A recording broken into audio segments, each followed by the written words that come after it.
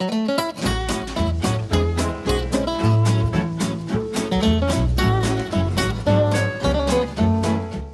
and welcome to another MSG Coffee Quip. Today we're talking with MSG's Geodemographic team. We have the head, Mr. Dennis Dalbey, and of course we have the backbone of all MSG operations, David Malarek.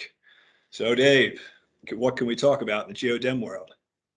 Well, today we're going to discuss different ways to define small area geography, in particular defining a trade area or a geography around a location by using radius sampling. So different size radiuses to define really a geography around a particular point. And there's a couple different ways we can do this, because you can draw a circle around any location, but it's identifying the geography within that circle that is the most the touching point there. So there's a couple of the ways we can do it. We can do it by looking at census blocks. We can do it by looking at census block groups. We can do it by looking at zip codes. It all depends on how large the radius is. So typically we'll use census blocks because for radiuses like 5, 8, 10 miles in diameter, the blocks fit really well around the edges, and we just have to do a little minor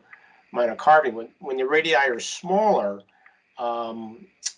it becomes a little bit more of a challenge, because the blocks or the block groups really either fall way out or you have some undercoverage because you don't have enough of them fitting inside the circle. So what we're going to do today is just illustrate a couple different ways of how we define radius geography by using census blocks within a 10-mile radius. So I'm going to share my screen real quick here. So what we have here is a 10-mile radius around a point, and I'm going to turn this over to Dennis. But one of the things that we can do first is overlay census blocks. So Dennis, can you describe the methodology here? Sure. So actually what you see here are census block groups. We chose census block groups for this slide because the areas for blocks were just too small to kind of get a good visual of the next few slides. But what you see here is the 10-mile radius and all block groups that intersect or have some relationship to the 10-mile radius. And then, Dennis, if I'm correct in my thinking here, we can, where the blue really falls outside, we can decide which of these block groups to keep in or keep out of the sample frame, correct? Correct. So one of the benefits of using polygon geography, like as in this example, is that we can apply what's called an area inclusion. So we can determine or make a cut on the percent of the polygon area within the radii. So, and I presume this is after we made a cut, right? So, correct.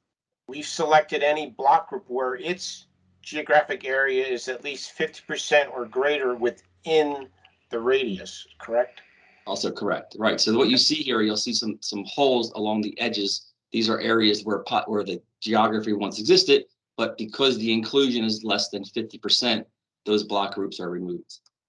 Right. So regardless of how we do this, on the fringe area, there's always going to be either a little overstatement of the sample frame or some under coverage, depending on how well the geography, the blocks, the block groups, or whatever we're using fits the radius.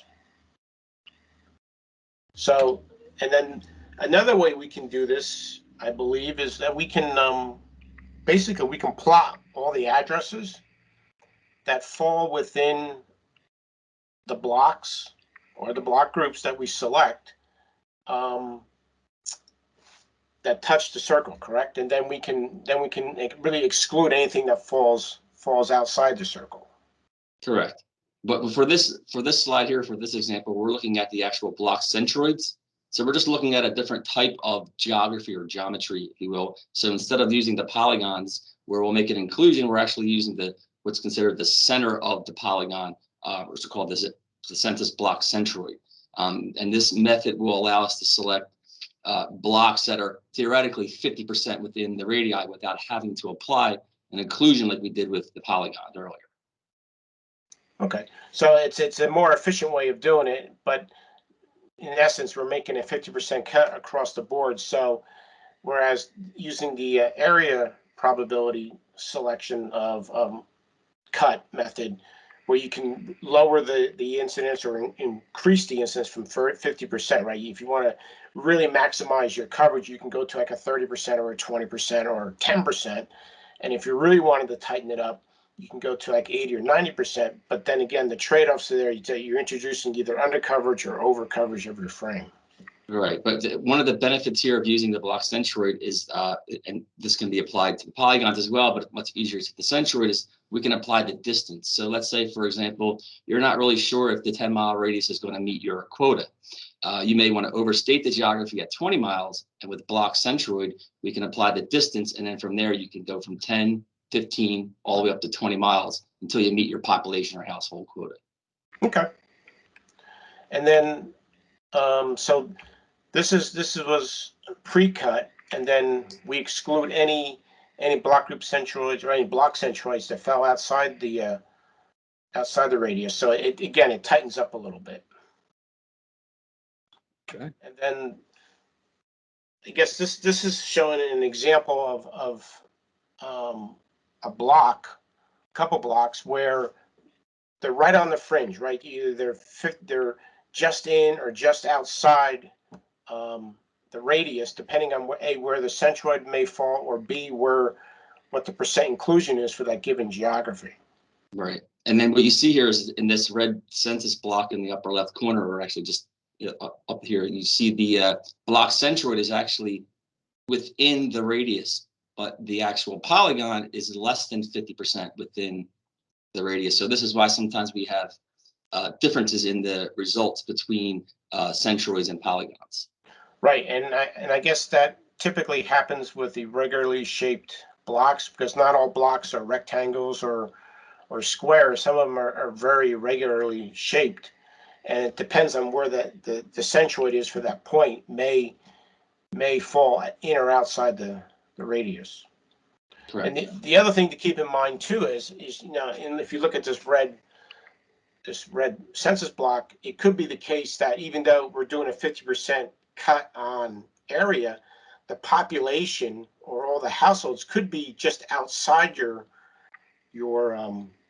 radius, and the inside could just be all parkland or undeveloped. So even though the block is 50% in based on area, it could be 80 or 90% out based on where the actual households and population is. Okay. So, and this gets to the example where we actually plot address locations, correct?